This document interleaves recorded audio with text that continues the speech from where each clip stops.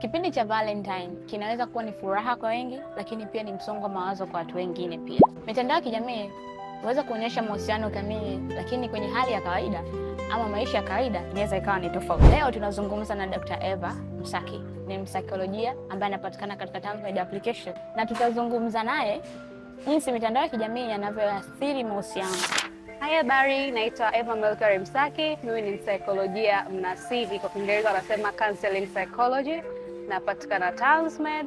Karibuni sana tuweze kuhudumia kwenye sehemu ya afya ya akili. Tunatamani kujua as a trend goes, hii trend inavyokuwa ya Valentine. Social anxiety is very large in that context. Unatuambiaje sisi vijana kutokana na influence ambayo tunaipata kwenye social media, especially kwenye hichi kipindi cha Valentine? Kwanza kabisa, kitu ambacho ningependa kuongea na vijana wengi kwa sasa hivi wamekuwa affected na social media, kwa sababu ndicho kitu ambacho tumekuwa nacho tangu tukiwa wadogo. Tunaangalia vitu ambavyo vipo ndani ya social media na tunavitamani kufikia kwenye maisha fulani. Katika huu msimu wa Valentine, pressure inakuwa kubwa kwa vijana, kwa sababu kila mmoja anataka aoneshe kwamba mimi napendwa, mimi nathaminiwa, nina mchumba wangu au na mpenzi wangu ambaye ananithamini, ananipenda kwa kunionyesha vitu fulani. Lakini tunasahau kwamba kwenye mapenzi kila mmoja ana namna yake kuexpress na namna yake ya kuweza kuonyesha mapenzi kwako wewe. Anaweza asikupe kitu kikubwa, lakini anakupa kitu cha kawaida. Na pia kuna mwingine ambaye hajaamua kujiingiza kwenye mahusiano au mapenzi, na bado anaona anatamani naye angepewa au angetreatiwa kwa namna ambayo ni tofauti.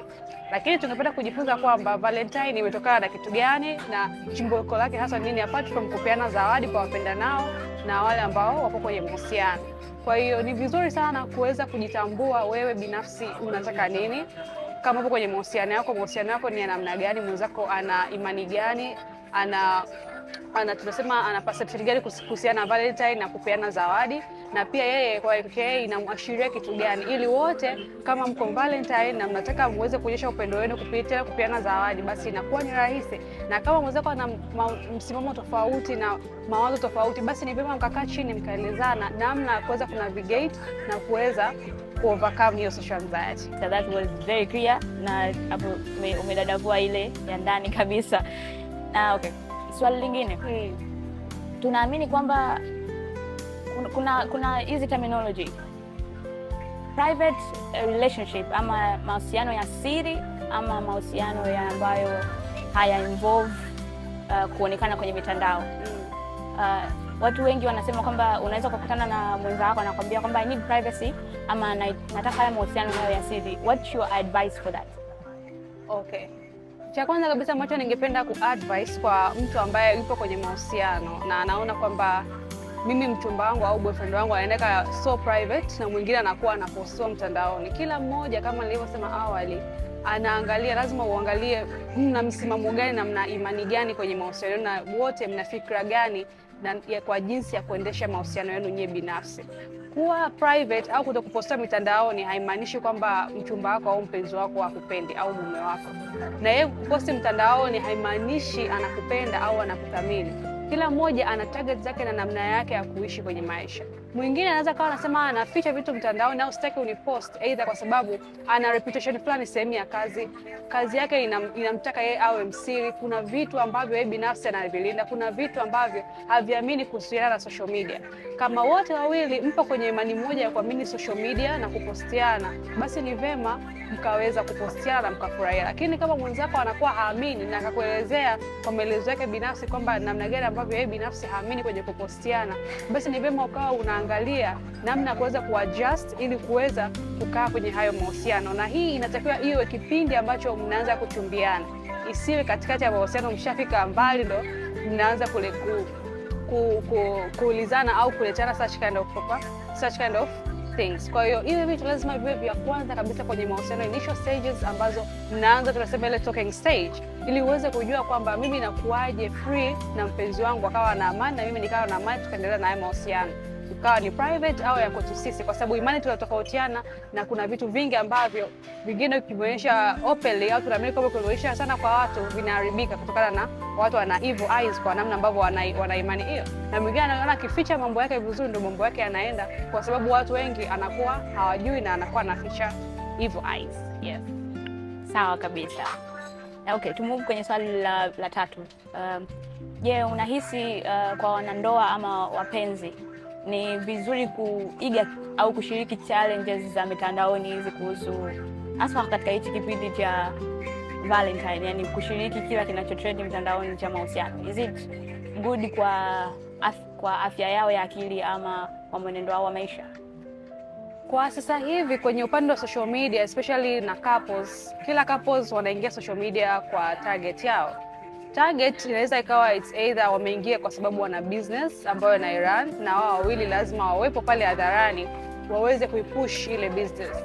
Na second, mwingine anaweza kaingia kwa just self entertainment, na namna ambavyo yeye anaweza just kuenjoy, kupost videos, kujisnap na mpenzi wake afurahi. Kwa hiyo lazima ujue vitu gani ambavyo nyie wapenzi wawili mnakubaliana, kwa sababu vitu ambavyo ni vizuri na sio vizuri vinatokana namna ambavyo nyie mmeaminiana, imani zenu, makubaliano yenu na namna ambavyo mnataka muendeshe mahusiano yenu. Lakini sio kila challenge lazima muweze kuifanya kwenye social media. Hii inatokana na namna ambavyo zile context au content ya challenge ambayo mnafanya kama wapenzi. Inaweza ikawa na maudhui ambayo inaweza sikupe certain kind of reputation ambayo itakufanya mfanye kazi vizuri au muweze kuwa sehemu fulani. Na pia sometimes content nyingine inaweza ikawa ni inafundisha na pia inawasaidia nyinyi as a couple kufanya vitu ambavyo vinawaingiza kwenye kipato. Kwa hiyo lazima mjue namna ya kuchuja zile challenge na kujua ipi mnaifanya kwa madhumuni gani. Madhumuni yafikiriwe kabla ya wewe kuweza kujiweka kwenye hiyo challenge, ili muweze kuwa kwenye page ambayo mtaweza kufanya kwa nia nzuri na pia yakawaletea faida, au mkaachana nayo na mkaendelea kujenga mahusiano yenu na ndoa yenu vizuri. Sawa kabisa. So na nina maswali ya mwisho, let's dive in.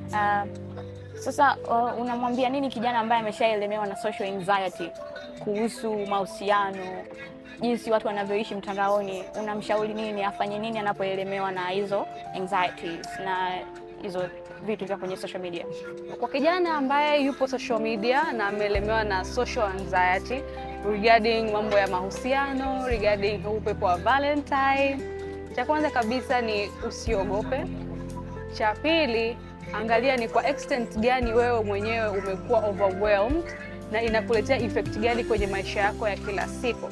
Je, inakuathiri mpaka sehemu yako ya kazi, inakuathiri mpaka kwenye tusema your daily activity, vitu vyako vya kila siku? Unakuwa yani tabia yako au akili yako, mienendo yako imekuwa imebadilika sana to the extent au unakuwa uncomfortable? Cha kwanza kabisa, kama umekuwa so overwhelmed na unahitaji msaada, karibu Tanzmed, nipo. Download application na pia uweze kumuona mwanasaikolojia.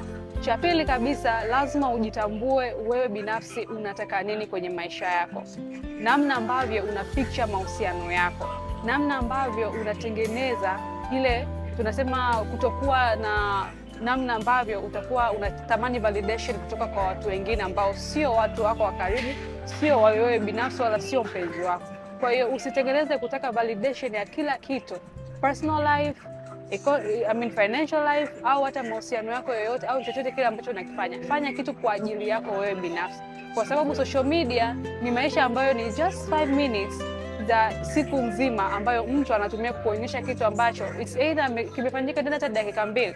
Kwa hiyo usikae social media na ile pressure ikawa inakufanya wewe ukashindwa kuweza kufanya vitu vyako just because unaona kwamba wewe sio mtu ambaye unapendwa, wewe sio mtu ambaye ni mzuri, wewe sio mtu ambaye unathaminiwa kwa sababu ni Valentine na watu wamefanya vitu fulani. Mwingine anaweza nikawa ni content creator tu, amenunua vitu na anavirudisha au amevikodisha na avirudisha.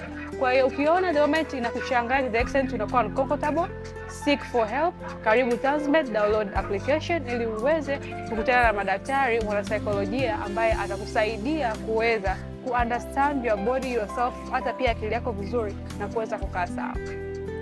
Sawa kabisa.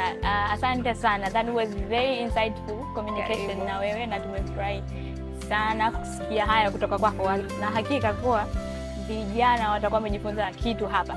Yes, social media is not everything in life. Yes, it is not everything. Ni kitu ambacho ni sehemu ambayo ni platform ambayo watu wanatumia kwa matumizi mbalimbali. Inaweza ikawa ni kujiburudisha, inaweza ikawa ni biashara, inaweza ikawa ni kwa namna ambavyo yeye ana madhumuni gani kufungua ile Instagram page au TikTok page.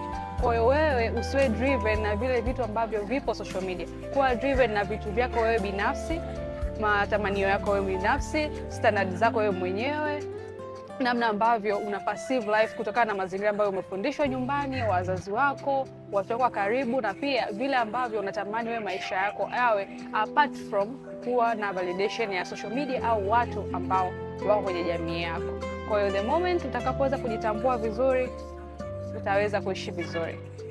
Asante sana. Hata mimi pia nimeweza kuichukua hiyo kwamba social media tu anaigiza huko, analetewa mazawadi. Hata mimi nitaichukua hiyo. Yeah, for your own mental health. Take that.